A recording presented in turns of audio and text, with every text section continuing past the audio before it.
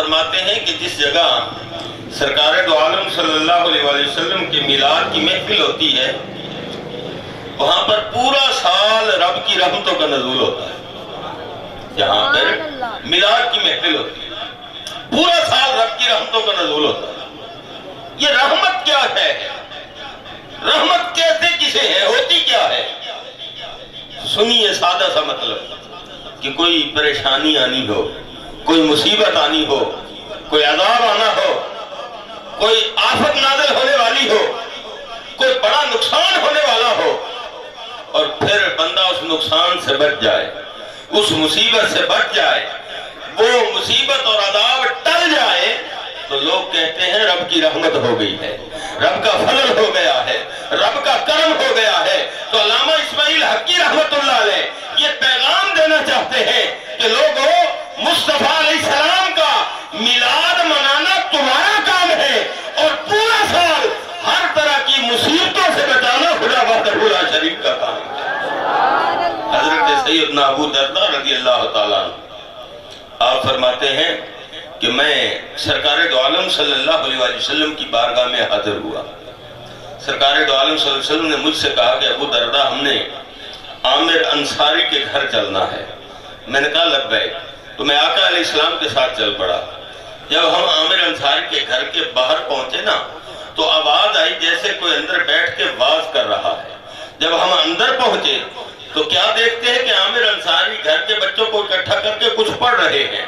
تو آقا علیہ السلام نے پوچھا اے عامر یہ کیا کر رہے ہو؟ تو عرض کرتے ہیں یا رسول اللہ صلی اللہ علیہ وسلم آج سوار کا دن ہے، آپ کی ولادت کا دن ہے.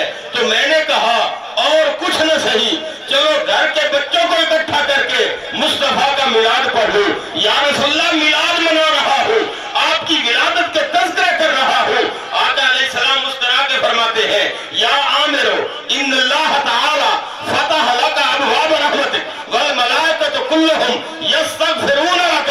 اے عامر تجھے مبارک ہو، تو زمین پہ بیٹھ کے میرا میلاد منا رہا ہے، ادھر رب نے تیرے لیے رحمتوں کے دروازے کھول دیے ہیں اور فرمایا رب کے سارے فرشتے اس وقت تیرے لیے بخشش کی دعائیں مانگ رہے ہیں.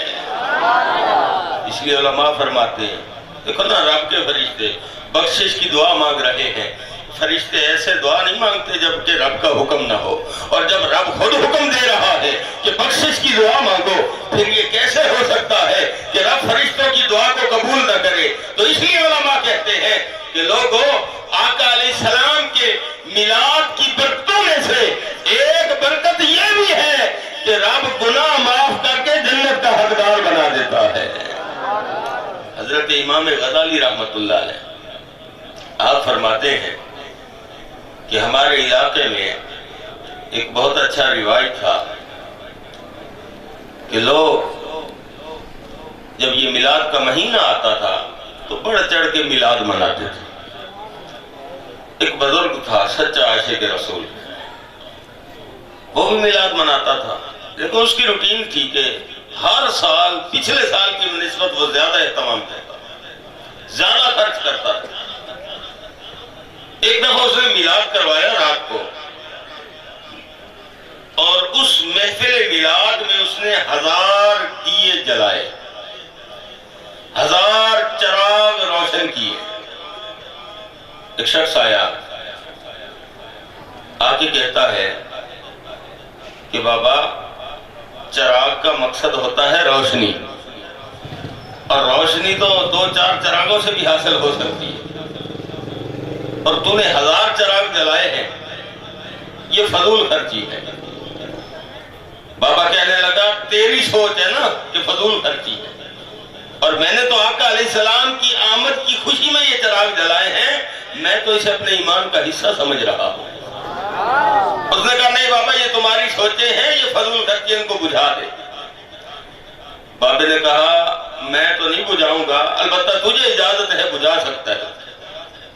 وہ خوش ہو گیا، آتا ہے ایک چراغ کے پاس پھونک مارتا ہے. اب وہ چراغ بجھتا نہیں، پھونک مارنے سے بجھنا چاہیے، بجھتا نہیں، اس کا اجالا پہلے سے بھی زیادہ ہو جاتا ہے. وہ کہتا بابا لگتا ہے اس چراغ پہ تو نے جادو کر رکھا ہے. بابا کہتا تو دوسرا چراغ بجھا کے دیکھ لے، یہ تو جادو والا سے چلو۔ دوسرے چراغ پہ آتا ہے، پھونک مارتا ہے، نہیں بجھتا، اس کا اجالا بھی پہلے سے زیادہ ہو جاتا ہے۔ وہ کہتا بابا اس میں بھی جادو ہے۔ بابا کہتا تیسرا بجھا کے دیکھ لے۔ الغرض ایک ایک چراغ کو بجھانے کی کوشش کرتا ہے، مگر چراغ بجھتا نہیں، اس کا اجالا پہلے سے بھی زیادہ ہو جاتا ہے۔ وہ کہتا بابا تو نے سارے چراغوں پہ جادو کر رکھا ہے۔ بابا یہ بات سن کے جلال میں آتا ہے، کہتا سن، تو سمجھتا ہے کہ شاید یہ چراغ دنیا کے تیل پہ جل رہے ہیں، اگر یہ چراغ دنیاوی تیل سے جل رہے ہوتے تو ایک پھونک سے بجھ جاتے، مگر یاد رکھ یہ چراغ دنیا کے تیل پر نہیں، مصطفیٰ کی محبت میں جل رہے ہیں۔ دنیا کے تیل پہ نہیں جل رہے، یہ مصطفیٰ کی محبت میں جل رہے ہیں۔ اس لیے فرمایا یہ جتنا بجھاؤ گے اتنا ان کا نور بڑھتا جائے گا۔ بہرحال اپنے ذوق کی اور عشق کی بات ہے، میلاد مصطفیٰ صلی اللہ علیہ وسلم ہمارے ایمان کا حصہ ہے، اور اس سے ایمان اور مضبوط ہوتا ہے۔ کیوں؟ وجہ یہ ہے، میلاد میں ہوتا کیا ہے؟ ذکر مصطفیٰ ہے۔ یہ وہ ذکر ہے جس کو رب نے بلند کیا۔ وَرَفَعْنَا لَكَ ذِكْرَكَ، اللہ فرماتا ہے کہ اے محبوب ہم نے آپ کے ذکر کو بلند کیا۔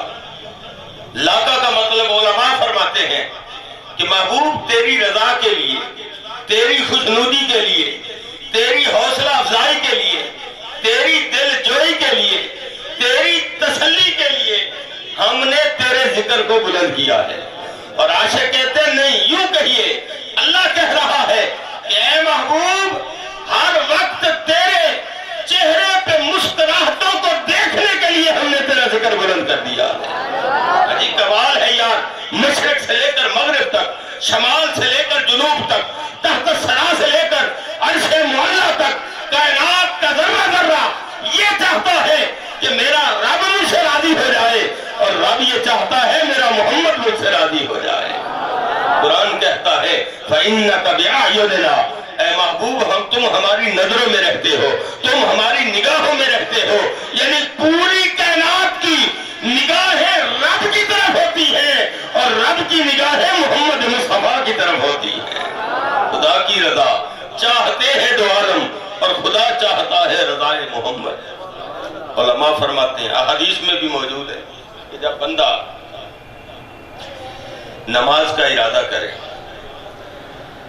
تو نظریہ یہ ہونا چاہیے کہ میں رب سے ملاقات کرنے جا رہا، کیونکہ نماز بندے اور رب کے درمیان ملاقات کرنا ہے۔ اور جب وہ نماز پڑھ لے، پڑھنے کے بعد یہ دعویٰ نہ کرے کہ رب سے ملاقات کر کے آیا۔ جب نماز کا ارادہ کر رہا ہے، نماز پڑھی نہیں ہے، اس وقت یہ کہے کہ ملاقات کرنے جا رہا، اور جب پڑھ کے فارغ ہو تو پھر دعویٰ نہ کرے کہ رب سے ملاقات ہوئی ہے۔ کیوں؟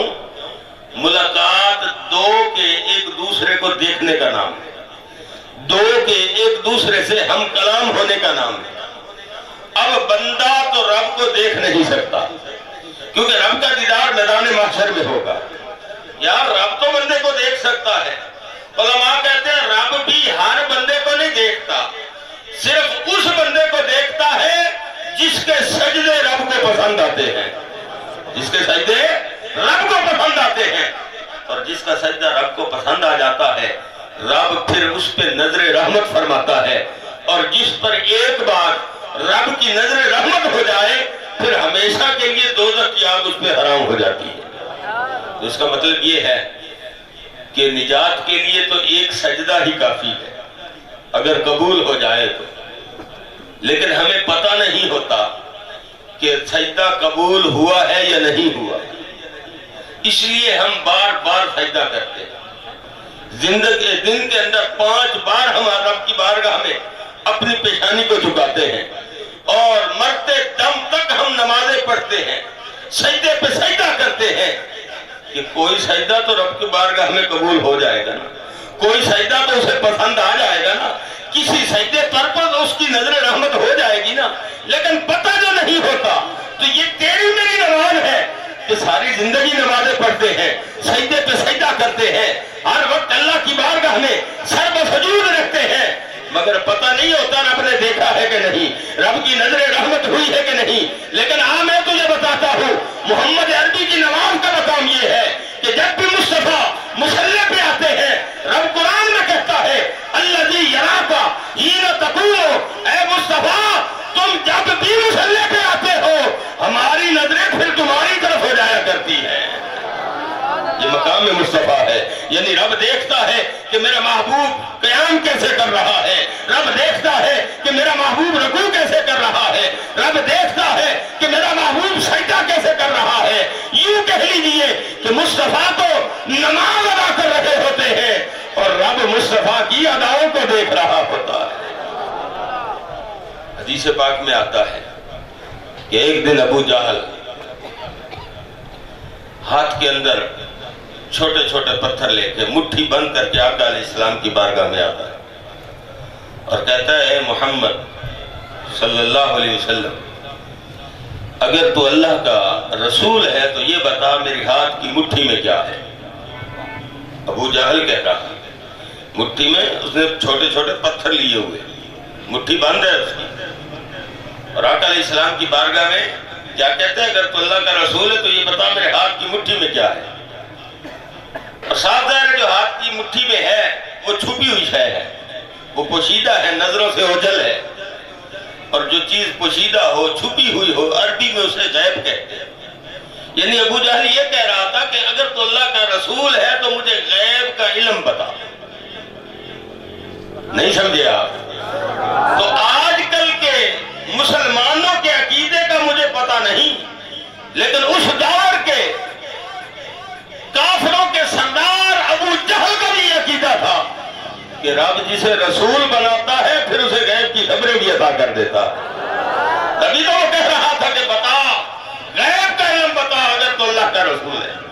اس کا ذہن یہ تھا یہ بتا نہیں سکے گا، میں لوگوں سے کہوں گا کہ یہ رسول کہاں سے بن گئے، اس کے پاس تو غیب کا علم بھی نہیں ہے۔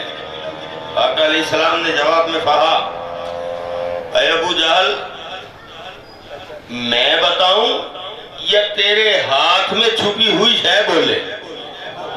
میں خود بتاؤں تیرے ہاتھ میں کیا ہے، یا جو ہاتھ میں تو نے شے چھپا رکھی ہے وہ بولے؟ اس کا تو ذہن یہ تھا کہ میں ثابت کروں گا اس کے پاس غیب کا علم نہیں ہے۔ آقا علیہ السلام نے بتلا دیا نادان غیب کا علم بھی ہے، اگر چاہوں تو خود بتا سکتا ہوں، اور رب نے مجھے خود مختار بنا کے بھیجا ہے، چاہوں تو اس چھپی ہوئی شے سے بھی بلوا سکتا ہوں۔ اب اس نے کہا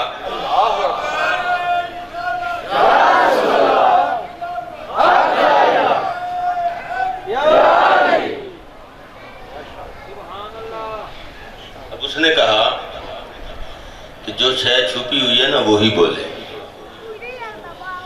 اچھا اب یہ بات ذہن میں رکھیں کہ مٹھی میں جو شے چھپی ہوئی ہے وہ آپ کو نظر نہیں آ رہی تو آپ کے لیے غیب ہے، ایسے نا جی، اور اس شے کو بھی تو آپ نظر نہیں آ رہے، مٹھی کا پردہ ہے تو آپ بھی اس کے لیے غیب ہوئے۔ اب سنیے، آقا علیہ السلام نے اس شے کو حکم نہیں دیا کہ بول، بلکہ آقا علیہ السلام نے ابو جہل کی مٹھی پہ نظر ڈالی۔ اب وہ پتھر جن کے پاس آنکھیں بھی نہیں کہ وہ دیکھ سکیں، جن کے پاس کان بھی نہیں کہ وہ سن سکیں، جن کے پاس زبان بھی نہیں کہ وہ بول سکیں، لیکن مصطفیٰ علیہ السلام